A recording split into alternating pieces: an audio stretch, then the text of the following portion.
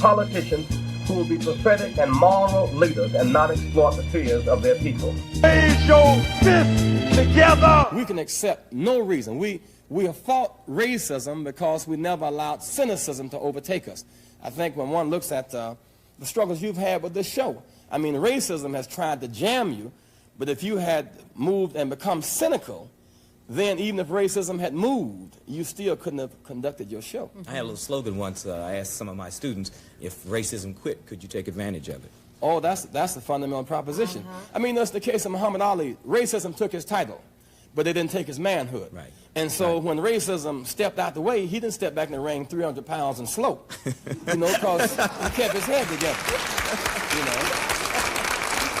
When people tend to get their education and strive hard, they can change their class even though they can't change their caste. For example, when I was born on the poor side of town, you know, with the slop jar in the house like other neighbors, and the bathroom or the outhouse in the backyard, and the tin-top roof, and the coal bin under the house, and you cut kindling with the wood stove, and you washed on the wash pot, and you had the clotheslines hanging out in the backyard, and you had the garden. Everybody in the house and everybody in the neighborhood had a skeleton key to everybody else's house. And I had to walk past the white schools to get to the black schools and use the books 4 years after white children had used them, and not have backs on those books and couldn't bring those books home because 6 of us had to use that book.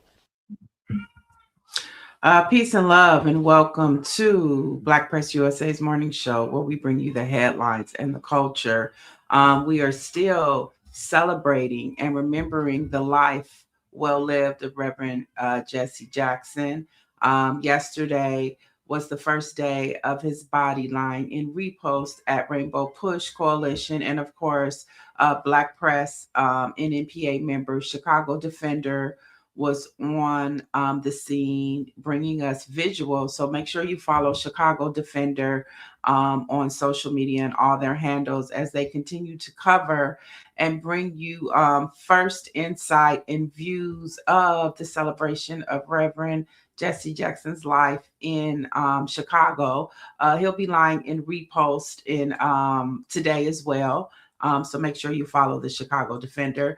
And then, of course, formal services will be held in South Carolina and Washington on Sunday, March 1st through Wednesday, March 4th. Then he'll head back to Chicago at the People's Celebration at House of Hope on Friday, March 6th. And then there will be a private homegoing service at Rainbow Push on Saturday, March 7th in Chicago. And we'll continue to bring you more of the life of Reverend Jesse Jackson. Today, we're going to do something special and bring you a conversation with Reverend Jesse Jackson from 1989 from the show Evening Exchange with Kojo Nandi from Howard University. But before we do that, we want to let you know on Monday, we have a very special show for you. Fulton County Commissioner Mo Ivory will be joining us to talk about what happened the day the Trump administration came in and pulled those files. We'll talk about how they're trying to get Fulton County commissioners are trying to get those files back. So Fulton Commissioner Mo Ivy will be with us Monday for a special edition of the Black Press USA Morning Show. Before we get going, Orangey wants to remind you that today, there she is. That's Mo Ivory. She'll be joining us on Monday, right there. And so Warren G wants to remind you that today is Happy Swag Hoodie Day. He says he's rocking Bethune-Cookman, but also he brings up a good point. Early voting ends today in Texas. So if you live and vote in Texas, make sure that you get out the vote. And he brought up a really good point. Last primary election in Texas, only 1 out of 5 voted. And so we know Jasmine Crockett is boots on the ground out there. We'll be paying attention to what happens over the weekend in Texas as they prepare to head into their voting on Tuesday. And so with that being said, take a look at this conversation with Reverend Jesse Jackson from night. The voice of duty has whispered, thou must. I rise to declare that I can and announce to you this day my decision to seek the nomination of the Democratic Party for the presidency of the United States of America. Carry your freedom upon high. Just commenting to our guest that there was a gentleman behind him who had a mustache then who does not have a mustache now, but our guest certainly has a mustache. We're talking, of course, with the Reverend Jesse Jackson. Welcome to Washington. Well, good to be back on Evening Exchange. How do you like living in Washington so far? I like it very much. In many ways, there has not been a lot of adjustment. For the last 10 or 12 years, I have spent 2 or 3 days a week in Washington, commuting between Washington and Chicago, because much of my work is out of Washington. And my wife is from Newport News, Virginia. It's kind of home for us. And now that Youssef is at the University of Virginia playing football, get that little plug in, it's much more convenient for us. Lots of friends here, but beyond that, I am convinced that just as Montgomery at one point was the point of challenge on the whole issue of ending apartheid in the South, and Selma was that for the voting rights challenge, and Chicago was that for urban empowerment and the open housing drive, that Washington is now the point of urban challenge for this country. If in fact there's not a commitment to empower and to emancipate Washington and come to grips with its urban challenges, then no city will in fact be bailed out of the urban crisis. And so in many ways, it's not only a place I like to function, it's the point of urban challenge for America today. It is also the headquarters of many national organizations, and indeed both the Rainbow Coalition and Operation Push are national organizations, so some people would say they should logically be headquartered in Washington. But let's look at the negative speculation for 1 minute. There are those who said your political influence in Chicago was waning. Did you, for instance, ever consider running for mayor of Chicago or any other elected office Never in that did. city? Way back around 1970, when the Democratic Party had such a lock on politics there, if one were to run for Democratic nomination in Chicago, say 1970, you would have to get, say, 4,000 signatures. Daley had a lock on that.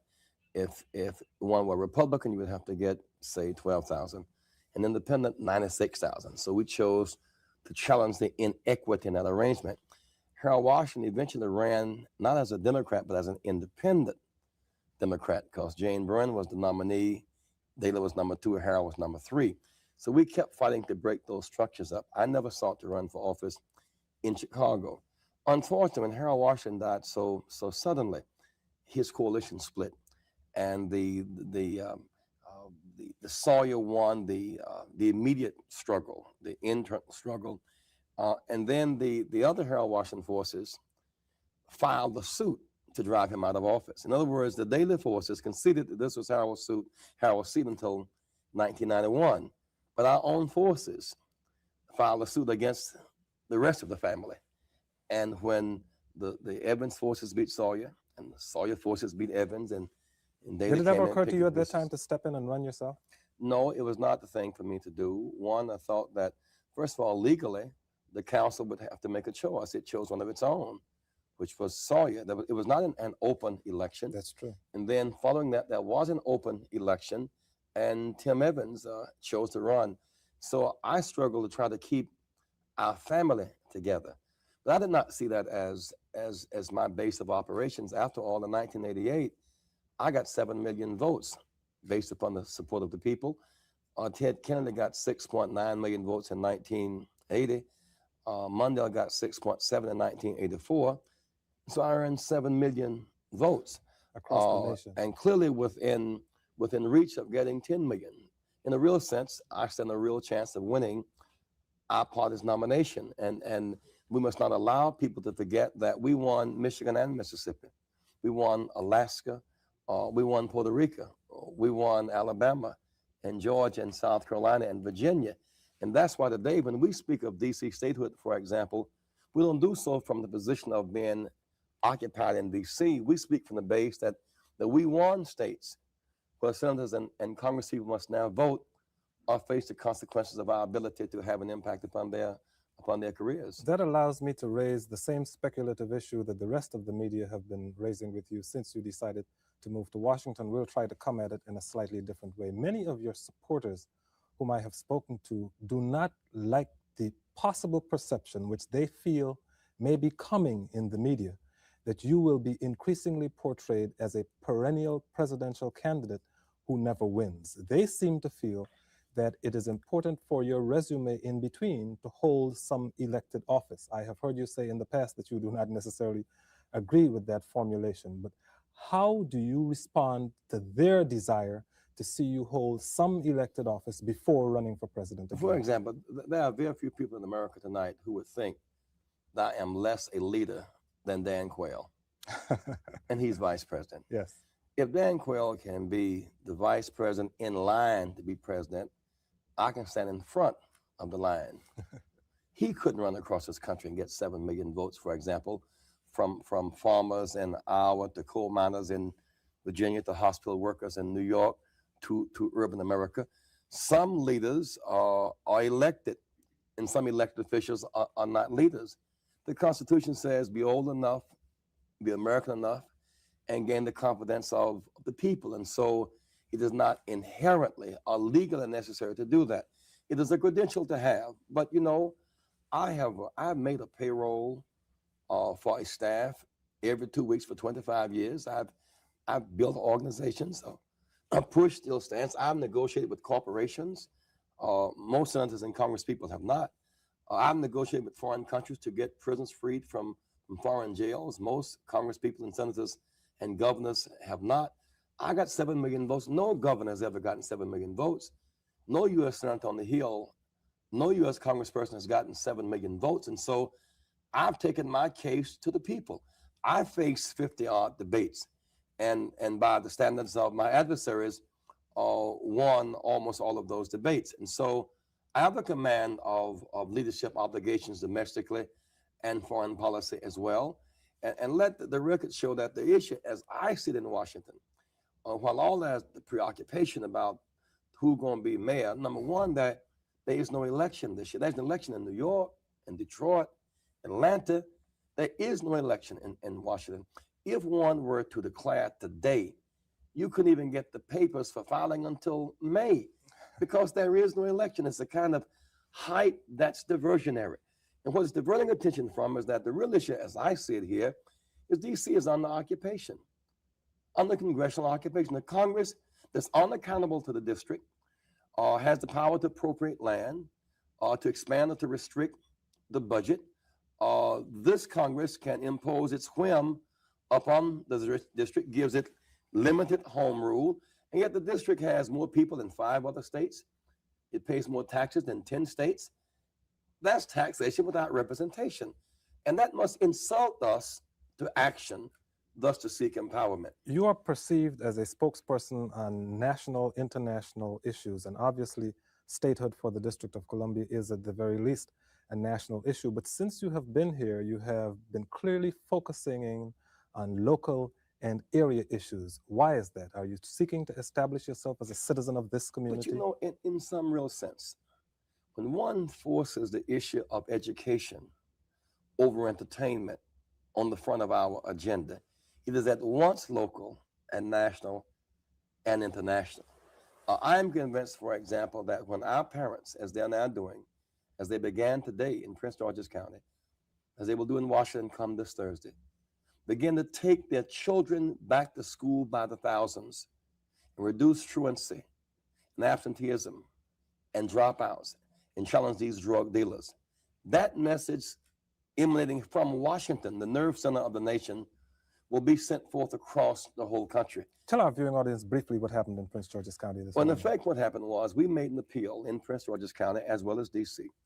to get a minimum of 25,000 parents to take their children to school and meet their child's teacher and commit themselves to turning off that television at least 2 hours a night. Today in Prince George's County, there were traffic jams. Paris Clendenin, the executive of the county, agreed to release parents for 2 hours for administrative leave. Mayor Barra made the same judgment to release 51,000 parents, to meet their child's teacher and B, to pick up report cards every 9 weeks. Now, mayors and governors across this country, indeed Sununu of the federal government, must follow the lead and pattern set by Marion Barry and set by Clendenin. When parents and teachers are apart, it's like jumper cable and battery. There's no firepower. There's nothing happening. When they connect, something goes off. So many of our youth have been victims of these dead cells. Their disconnection meant the children fell in the gap. But when they come together, there is this bridge. We want to take it a step further. Since we have a generation of 19-year-old mothers with 6- and 7-year-old children, and 28 to 30-year-old grandmothers, who for the most part themselves were abandoned by young men who impregnated them, and they dropped out of school and had the children, and for the most part are now on public assistance and sometimes hopeless. Why can't these parents begin to take the children to school? Child goes down the hall to the first grade, mother goes down the hall to adult education or vocational education.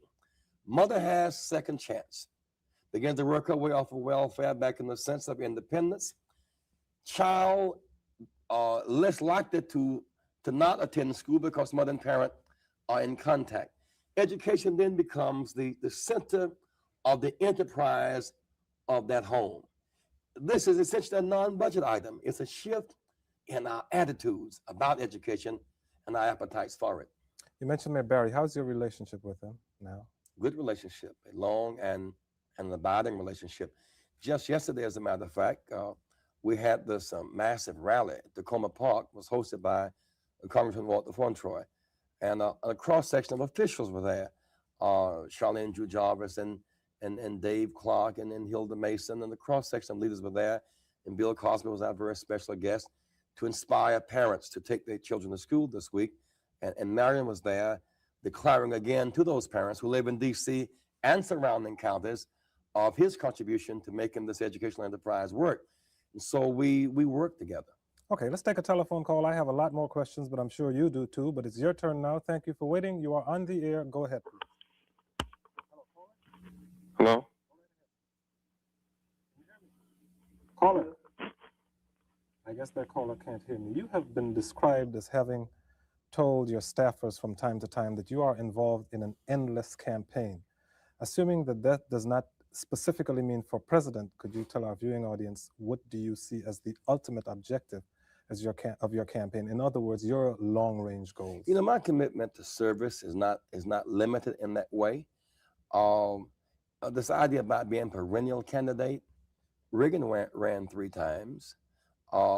Since my vote doubled from 84 to 88, and we're on a growth curve, I spoke in St. Paul, Virginia, Sunday to about 5,000 white coal miners who didn't support us in 1984 or 88, to about 30,000 hospital workers in New York, Eastern Airline pilots, machinists, and flight attendants, now are communication workers. Since our support base is growing, since we are on a growth curve, as it were, our seeking the nomination of our party at some appropriate time is a winnable goal. It is achievable. But what is significant each time I ran was not just my running, but we increased registration. We increased consciousness. Many other people ran and won for other offices. And so if my running simply clears the way to open the doors for others to come through, then that's a contribution. Okay, let's take another telephone call, or the telephone call. Thank you for waiting. Hopefully you're still there. Go ahead, please. Hello? Yes, I'd like the Reverend Jackson to respond to this question. I have my doubts as to whether he can separate friendship from leadership, specifically if he examines a record in the District of Columbia under his friend Marion Barry's leadership, infant mortality and the homicide rate. I don't see how he can say that he is a supporter of the mayor and also the people at the same time. Okay, thank you. Well, you know, that's a strange question. One would not accuse the mayor of being the cause of the rise in infant mortality. I think, for example, if we commit ourselves as a nation to providing prenatal care for mothers, that would be a great factor. If a woman is pregnant for 9 months, it will cost less than $1,000 with the prenatal care. Without prenatal care, a low birth weight baby will cost up to $2,000 a day, 20 weeks in the hospital. Mayor Barry and I went to D.C. General Hospital several weeks ago now. we saw about 60 little babies. Half of them were born between 1.7 and 2.4 pounds because little boys impregnated little girls and then left those young girls. That's not the mayor's fault, you know. About 10 of those babies were born with AIDS. About 12 of them were crack babies. And about half of them were babies born to mothers who checked in the hospital on the false name and address and checked out and left those babies. They call them border babies. One cannot accuse the mayor of making the border babies. And so one might challenge the mayor, as any public official ought to be challenged, but to put on his doorstep the flow of semi-automatic weapons in D.C. and the flow of crack and coke and heroin in D.C., in my judgment, is not fair. You brought up the issue of crack, and that's on far too many doorsteps, not only in the nation's capital, but around the country. Very shortly, President Bush will be getting on national television to describe his new anti-drug policy. A lot of media are reporting that it sounds like more of the same. We're going to come down harder on casual users. We're going to put more money into law enforcement. And this is the umpteenth war on drugs that's been declared during the course of the last 3 administrations. It could even be less of the same because they've cut interdiction, because the Defense Department does not want to play a role in the drug war. And the fact is, unless we're willing to fight drug laws as we have fought communist threats, if you will, then we're not very serious about using the word war. Or if we're not willing to defend our borders, right now we have 6 what they call cutters off of the coast of Florida in Key West to stop drugs flowing through the passage where 85% of the drugs come through. 5 of those boats are used to chase Haitians back to Haiti, who get within 30 miles of the border. Only 1 is used to interdict drugs. So we've cut back on drug interdiction. There's a lot of focus on prisons, more prisons, but not much focus on rehabilitation. You can't lock up all of these children. You must, in fact, have a great investment in education in their formative years. But for those who are sick, who want to get well, it's 8 and 9 months waiting list for rehabilitation. We ought to have swift punishment of the guilty, but there must be an understanding of education in the formative years, cutting the taste for drugs, as well as the idea of rehabilitation for the sick. And I would think, lastly, they had this big press conference in last April, Bennett and Thornburg and Kemp, for the D.C. plan. Tonight, they don't even have the D.C. plan. He does not even have a plan to deal with the flow of drugs in D.C., nor has he convened D.C. leadership to be a part of thinking through a plan to fight drugs in the city. I know we have a caller waiting, but I do want to pursue this issue to its logical conclusion, and we are going to get to you, caller.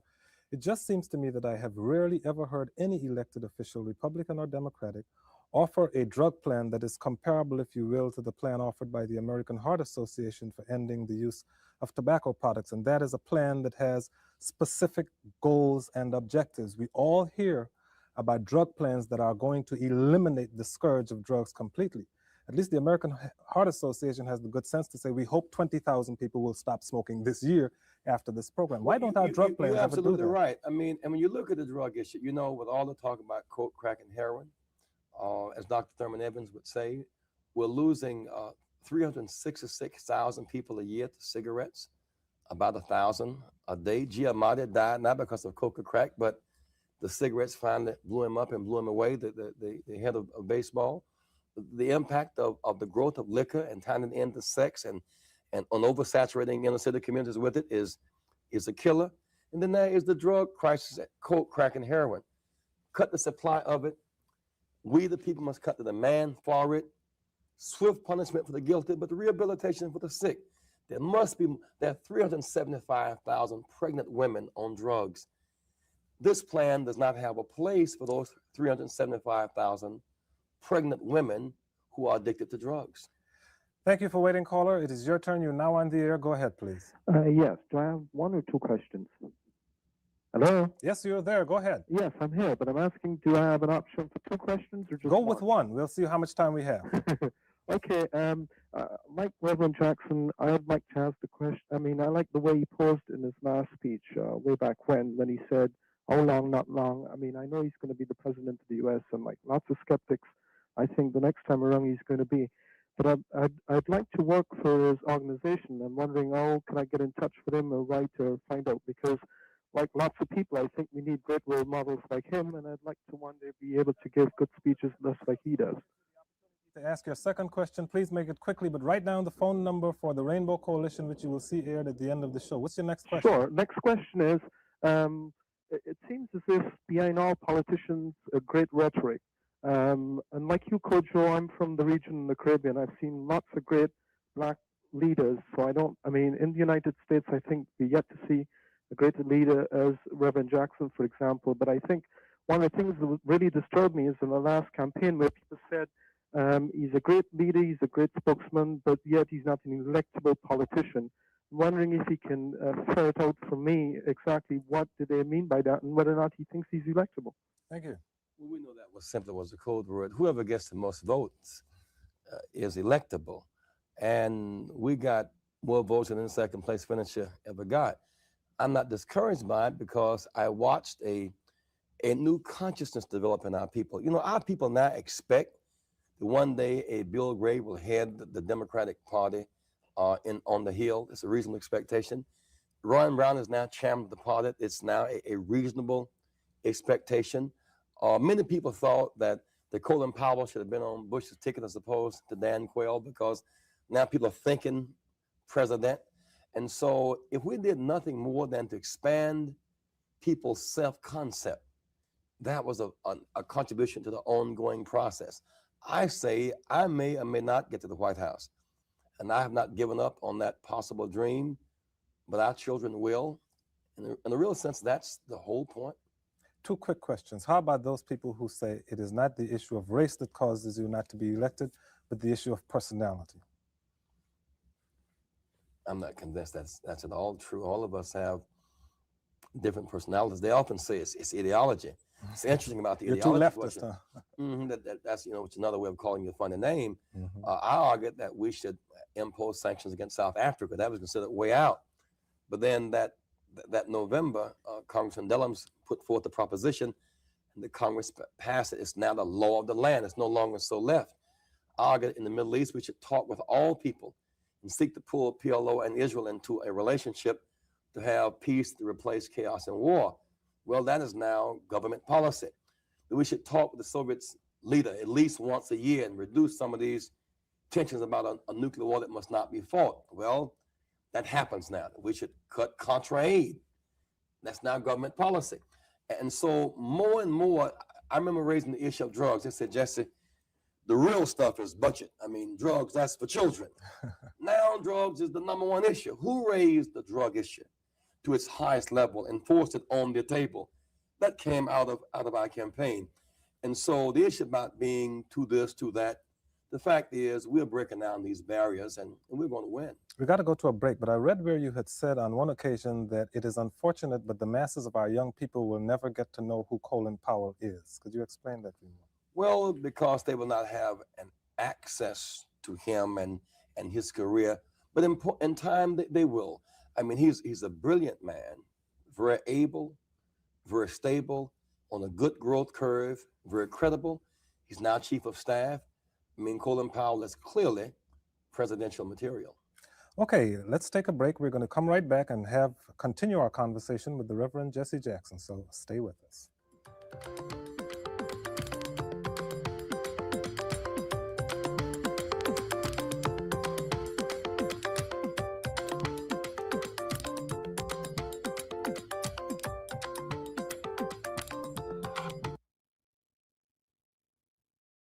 Babies. Not anymore. Reverend Jesse Jackson. Let's talk about Virginia Beach. It's been in the news for the last 3 days, and the pictures that I saw on television were frankly frightening. They reminded me so much of the pictures I saw. Not only that, but the 1968 Democratic Convention. It was obviously an overreaction. Those people who looted stores and who were stealing and degrading the others who were there having fun were wrong and should have been dealt with. But the stereotype, everybody there who was African American and just started swinging sticks was excessive. And though the mayor tried to deny it, based upon the police film, what we saw on network film was young men, for the most part, running down the streets, being beaten with sticks. And of course, the NAA and Urban League leadership that protested that, they were right, and they deserve support. But whether it's the beating in Virginia Beach, or the way that people's reputations can be discredited here in Washington, and as in the Stallings case, or the lynching in Brooklyn, or the killing in Howard Beach, we must demand equal protection under the law. We must demand security and an end to this violence against people based upon race or based upon sex. But we are clearly witnessing an exacerbation of racial tensions in America. To what would you attribute that? In part, the climate set by Ronald Reagan. The bully pulpit, the White House, is your source of direction and leadership. I remember when, after Lyndon Johnson had been a segregationist so long as a matter of law, and Texas and all of that, when the Civil Rights Bill was passed, in effect, he said, well, boys, it's all over now. It's a new day, and those who violate civil rights laws, use of public accommodation, you'll go to jail. It's a new day. When the leadership spoke, people, well, you know, it was good while it lasted, but it's over now. The president spoke. Reagan opened up his 1980 campaign in Philadelphia, Mississippi. There's no railroad that goes through there, you know, no airport. The only thing it's really known for is the place where Stroner, Goodman, and Cheney, two Jews and an African-American, were killed. And his speech there sent a message so clear until the Klan, in their paraphernalia, endorsed him that day. And that was kind of ignored as if it were not real. It was very real. From Philadelphia, Mississippi, to laying a wreath at Bitburg, to his being apologist for Johannesburg, to accusing Dr. King of being a communist 18 years after he was dead. Just a straight line of racial insensitivity and bigotry coming from the highest office that has had a profound impact upon how American people see each other. So we need moral leadership in high places. Why hasn't George Bush's call for a kinder, gentler America begun to reverse that pattern in any way? Because it's rhetoric without teeth. If he wants it to be kinder and gentler, then why will he not put forth a civil rights commission that's bipartisan and credible and can give us good reports on government practices in race and sex? So that's not substance to follow up the symbolism. While he fights for flag rights as a great symbol, and not fight for equal rights for women or for workers' rights or for children's rights, more symbolism. Why would he recommend Lucas to be the head civil rights lawyer who's never tried a case? It's like underestimating our intelligence, as it were. He had a civil rights meeting at the White House a month ago, the 25th anniversary. But he did not dialogue with us. He convened the meeting, had a press conference. At 25 years, we've made great progress. It was over. He sent the leaders out of the East Wing, the press out of the West Wing. There was no talking with him or with the press. So Reagan has built the tracks to take us back, and Bush has greased those tracks. And we must declare and halt to the violation of the rights of people based upon race or sex or religion. You do have to go back to the telephones, and thank you for waiting, caller, but you mentioned flag rights. Do you feel that whenever you see a Ku Klux Klan demonstration and they're waving the American flag, do you think that that denigrates the flag as much as someone burning it? Well, of course, it denigrates the flag, but it's their right to hoist it. But you know, the fact is people were burning crosses long before they were burning flags, and there's no indication that he wants a cross burning rights amendment, nor has Klansmen burning the cross weakened the character of the Christian faith with its African roots and its ethical depth. And so it's another case of hyping people's emotions. And when you get through with the flag issue, you still have the homeless abounding. You still have drugs flowing. You still have easy access to guns. You still have pregnant mothers without prenatal care. And so the issues of great depth are still left undealt with. Indeed. Thank you very much for waiting, caller. You are on the air now. Go ahead with your question or comment, please. Caller? Hello. Go right ahead. Good evening, Reverend Jackson and Kojo. Hi. I have two things. One, Reverend Jackson, I understand that God made the earth and everything around it. When it comes to marijuana, it is a seed that God made, and man cannot stop it from growing. You put it in the ground, and it grows. Why does man outlaw that, but make alcohol and tobacco legal? Well, I suppose the effective use of herbs represent medicine, but it is the ineffective use, or should I say their use to the point of destruction. I mean, the same water that you drink that quench thirst will also drown you. So there is something to be said about how one uses the herbs from the earth. I mean, at the turn of the century, cocaine was used in Coca-Cola. Cocaine was used as a form of medicine. But now we're looking at an extremity that is now having the impact of killing and not of healing. Okay, let's take another telephone call. It is your turn. You're on the air. Go ahead, please.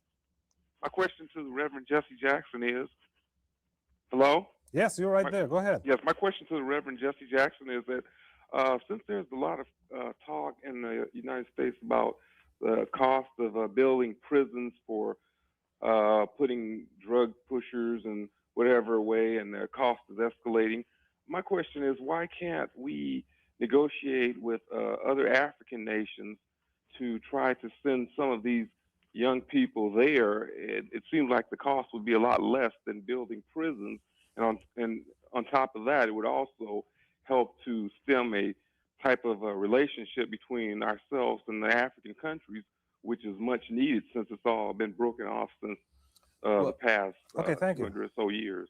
You really should not underestimate the intelligence, as it were, and needs of African people. African nations do not want American rejects, even if they're African Americans. They are not looking for American prisoners and drug dealers. They're looking for investment bankers. They're looking for land developers. They're looking for doctors and nurses and those who can explore minds. The fact is there really is no place in the world where there is a market seeking drug pushers and drug dealers, because they will destroy any society. And so I say, let's educate our children and not create these dealers and thugs. On the other hand, let's get those who are sick, who want to get well, get them well. But you would find a difficult time finding. I cannot imagine Zimbabwe or Zambia or Nigeria or any country opening up its doors for people who are clearly convicted of and inclined to deal or sell drugs. During your campaign, you used to ask people in the audience, how many people own a Japanese video cassette recorder? And then you asked them how many owned a tank or any of the major things that the military produced, and nobody's hands were raised, and you would explain that's why the Japanese economy is moving ahead and ours isn't. We are in a situation right now where both Japan and West Germany are ahead of us, and a lot of viewers don't realize that at this point. And where the Soviet Union is all of a sudden saying, we don't feel like fighting anymore. We just want to put all these toys away and put our money someplace else. And we seem to be reacting to that in panic. We seem to be saying, no, even if they're doing that, we can't trust them. We have to keep our military machine going, despite the fact that it seems to be pushing our economy backwards. And it's irrational. We're spending $150 billion a year defending Europe and Japan 45 years after the war. Europe and Japan are now creditor nations, and we are now a debtor nation. The Soviet Union has in effect said to Western Europe, since we're not going to fight, let's trade. We want to be partners. They've said the same thing to China. Now, after all, the Soviet Union shares 5,000 miles of border with China. And they're beginning to see the Chinese as a billion customers and neighbors, not a billion enemies.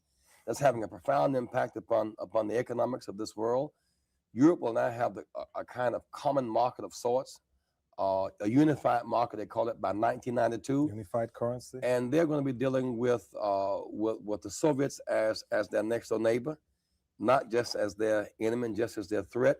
And so perestroika, or restructuring of the economy, is going to affect the Soviets. It's going to affect us as well. And we need to have a bold leadership that can match them not just monitor them.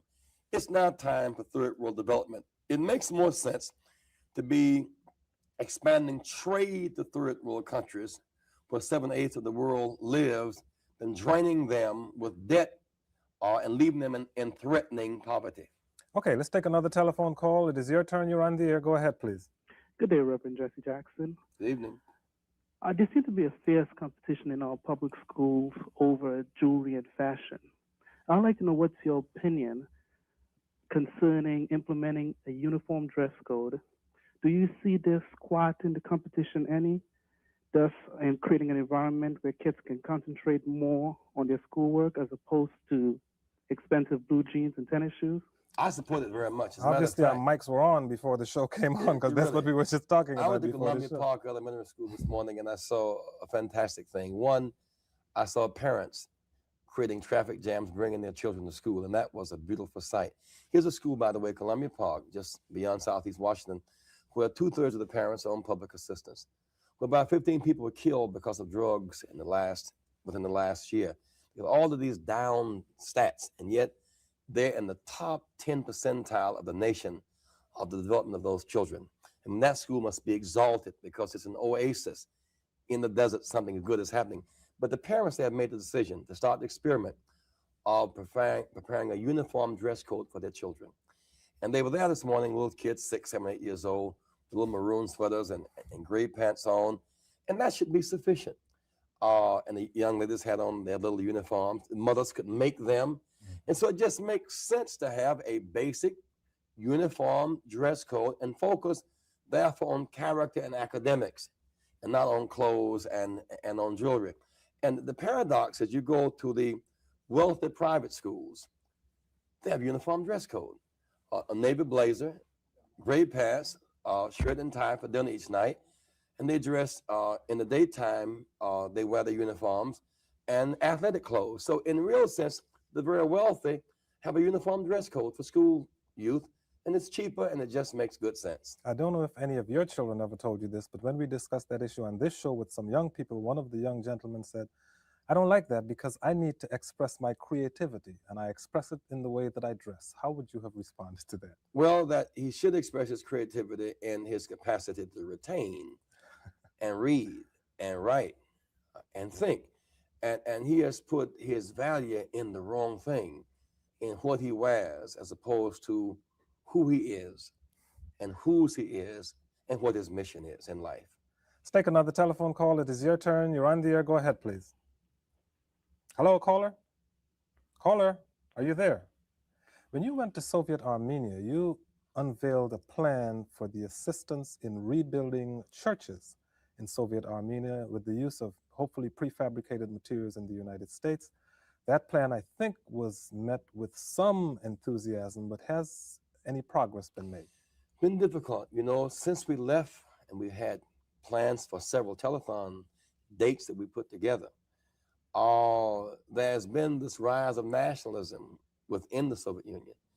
And much of it has centered in Armenia. Mm-hmm. And my sense is that our inability to get, as it were, the deal tied down has a lot to do with the Soviets not wanting to expose Armenia in a certain way, because what you may see is not only abandoned areas because of earthquake, but you'll also see rebellion within the Soviet Union. So I think that the political winds that have shifted there has had an impact upon slowing down our objective.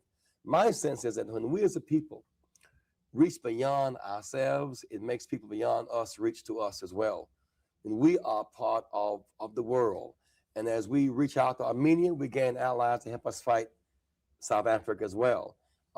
I'm just convinced that we must not limit ourselves or ghettoize ourselves. When the youth in China were rebelling, they were not singing Happy Days Are Here Again. They were singing We Shall Overcome, because our movement has had an impact upon people all around the whole world. Let's take another telephone call. You're on the air. Go ahead, please. Good evening to you both. I'd like to ask 3 questions, if I may.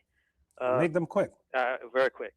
Jesse, do you want to run for mayor, and are you going to run for mayor?